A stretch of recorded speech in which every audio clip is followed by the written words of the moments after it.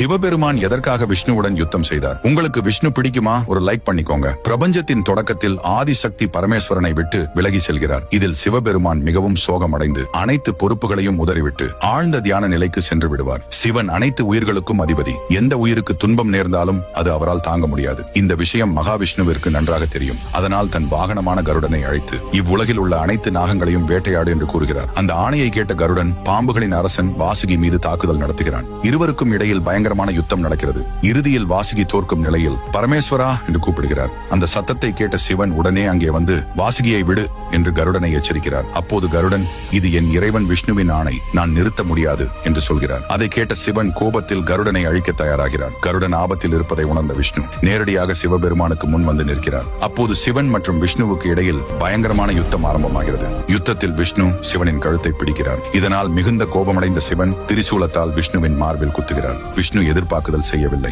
அப்போது விஷ்ணுவின் நிலையை பார்த்த சிவன் உடனே சாந்தமடைந்து விஷ்ணுவை குணப்படுத்தி தான் செய்த காரியத்துக்கு மன்னிப்பு கூறுகிறார். அப்பொழுது விஷ்ணு கூறினார், மகாதேவா, உங்களின் துயரத்தை பார்க்க முடியாமல் தான் நான் இந்த நாடகத்தினை நடத்தினேன் என்று ஓம் நம சிவாய என்று கமெண்ட் செய்யுங்கள்.